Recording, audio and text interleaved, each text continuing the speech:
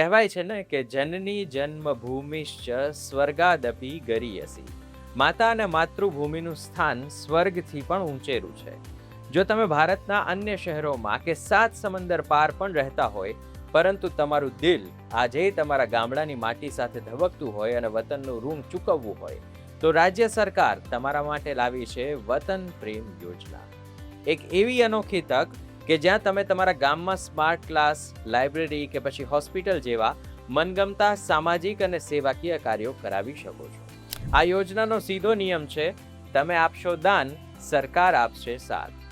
તો વતનના વિકાસમાં ભાગીદાર બનવાની આ સુવર્ણ તક કેવી રીતે ઝડપવી, ચાલો જાણીએ આજના વિડીયોમાં.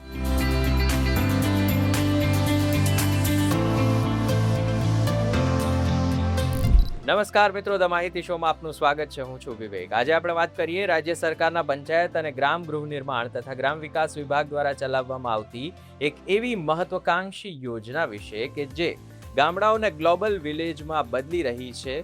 આ છે વતન પ્રેમ યોજના. સરળ ભાષામાં કહીએ તો વતન પ્રેમ યોજના એટલે એક એવી યોજના કે જ્યાં કોઈ પણ દાતા, ભલે પછી NRI હોય, અન્ય રાજ્યમાં રહેતા ગુજરાતી હોય કે રાજ્યના અન્ય શહેરમાં વસતા કોઈ સ્થાનિક નાગરિક હોય, અથવા તો પછી સંસ્થા, ટ્રસ્ટ, સોસાયટી કે મંડળ હોય, તેઓ પોતાના વતનના ગામમાં વિકાસના કાર્યો માટે આર્થિક યોગદાન આપી શકશે. તમે જે રકમ આપશો તેની સામે બાકીના રૂપિયા ગુજરાત સરકાર પોતાના બજેટમાંથી ઉમેરશે. એટલે કે દાતા અને સરકારના સંયુક્ત પ્રયાસથી ગામડાઓનો વિકાસ થશે અને આધુનિક સુવિધાઓ ઊભી થશે. તો હવે સવાલ એ થાય કે કેટલા રૂપિયા સરકાર આપશે અને કેટલા દાતાએ આપવાના? તો 2026ના વર્ષના નવા ઠરાવની જોગવાઈ પ્રમાણે કામોને 2 ભાગમાં વહેંચવામાં આવ્યા છે અને એજન્સીના આધારે ફંડિંગ નક્કી થાય છે. જો કામ સરકારી એજન્સી દ્વારા કરાવવામાં આવશે તો અલગ અલગ કેટેગરી છે, જેમાં કેટેગરી A ના કામોમાં સરકાર 60% ખર્ચ ભોગવશે અને દાતાએ માત્ર 40% ખર્ચ આપવાનો છે.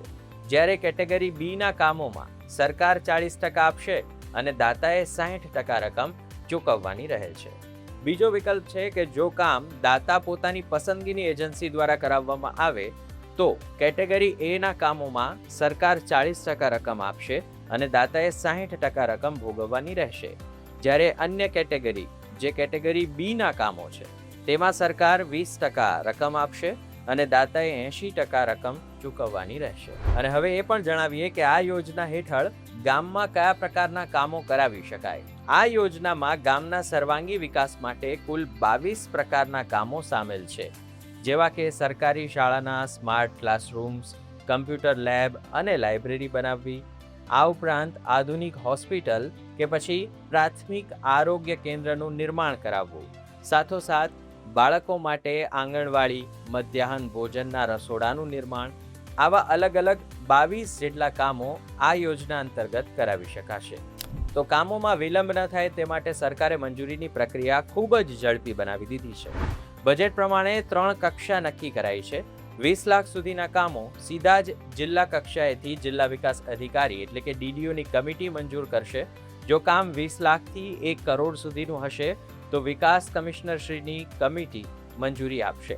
અને જો 1 કરોડથી વધુના મોટા પ્રોજેક્ટ હશે તો પંચાયત વિભાગના સચિવશ્રીની કમિટી દ્વારા સીધા જ તેને પાસ કરવામાં આવશે.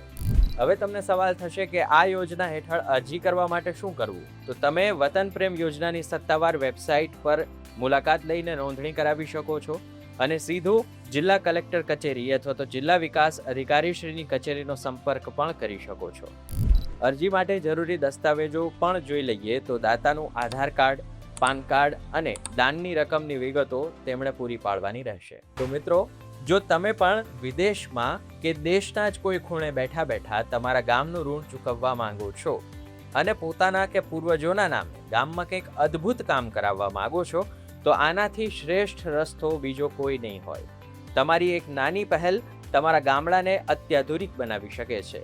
તો આજે જ તમારા મિત્રો અને NRI સંબંધીઓ અને પરિવારજનો સાથે આ વિડીયોને શેર કરો, જેથી વધુમાં વધુ ગામડાઓ ગ્લોબલ બની શકે.